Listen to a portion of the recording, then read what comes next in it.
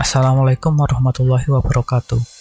Ini adalah video tutorial Blender versi 2.9 part 2B, melanjutkan video tutorial part 2A, yaitu mempelajari interface atau tampilan menu-menu yang ada pada Blender.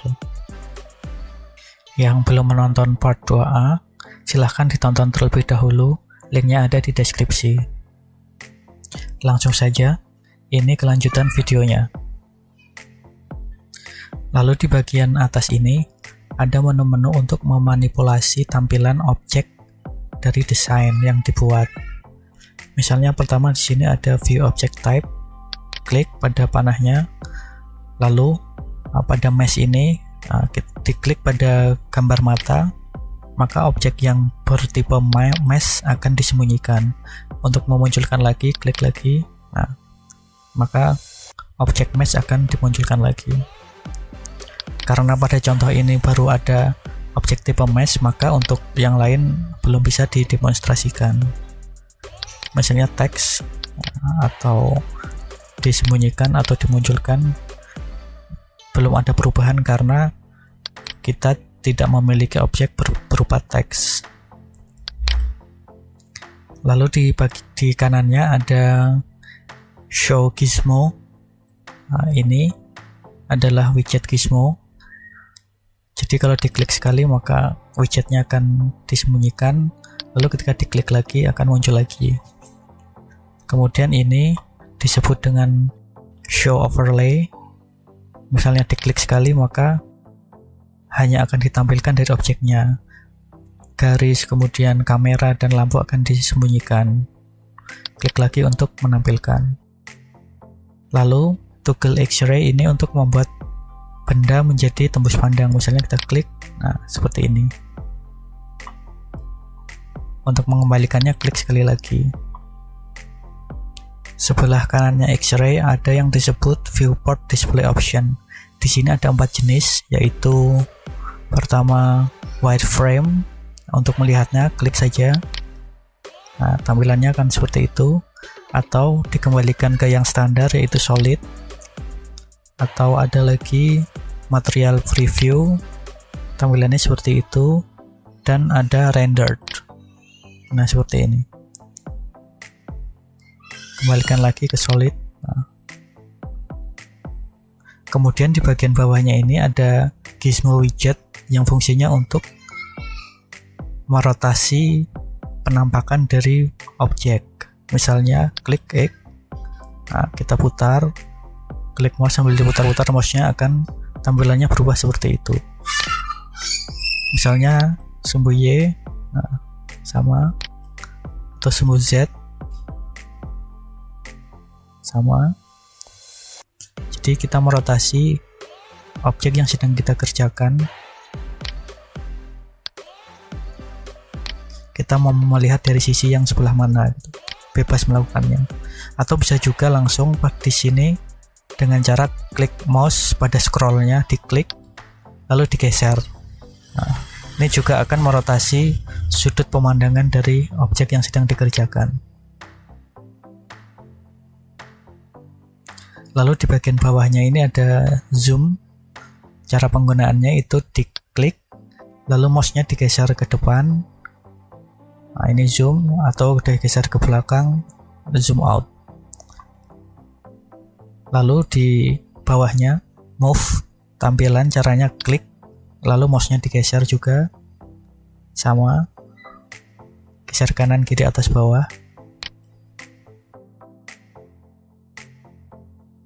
Pada tampilan ini kamera ada di sebelah kiri atas ini. Ketika ini diklik maka yang akan ditampilkan adalah bagian objek yang dilihat dari sudut kamera. Misalnya klik, seperti itu. Jadi posisi sekarang itu kamera membidik objek dengan tampilan seperti ini. Untuk mengembalikannya klik sekali lagi. Lalu berikutnya ini menu untuk mengubah tampilan proyeksi menjadi perspektif atau ortografik. Caranya klik sekali untuk mengubahnya dan klik sekali lagi untuk mengembalikannya. Bedanya perspektif dan ortografik adalah kalau perspektif Nah, ini perspektif. Jadi penampilan garis-garis ini akan menuju sebuah titik pusat yang lenyap pada jarak tertentu. Seperti ini. Ini adalah tampilan perspektif. Sedangkan kalau ortografik akan seperti ini. Penampakannya tidak akan cenderung ke sebuah titik lenyap, tapi benar-benar kotak seperti ini. Kita zoom untuk melihat perbedaannya. Nah, kalau perspektif seperti ini cenderung ke titik lenyap di kejauhan.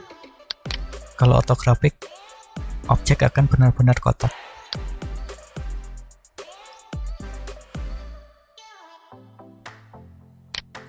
Seperti ini. Kembalikan lagi ke perspektif.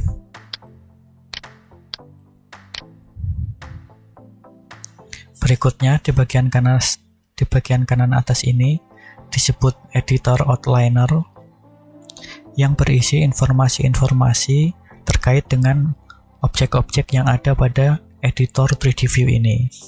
Misalnya di sini ada kamera, nah ini, lalu cone, cube, dan light, lampu.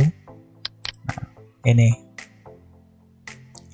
Penggunaan dari editor outliner ini juga akan langsung dipraktekkan pada video part berikutnya ketika dibutuhkan. Lalu di bawah editor outliner ada editor properties di sini. Editor ini bisa disebut sebagai ruang mesin yang berisi kontrol untuk melakukan aksi pada editor 3D view. Cara penggunaan dari editor ini juga akan langsung dipraktekkan pada video tutorial part berikutnya ketika dibutuhkan.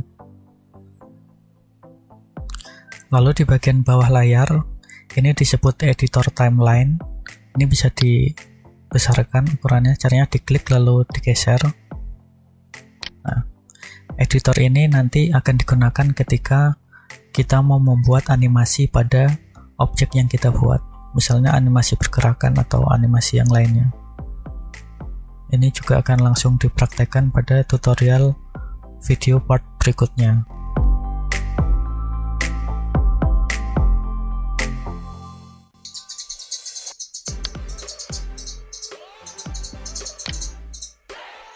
Ya, ini adalah bagian akhir dari video tutorial Blender versi 2.9 part ini.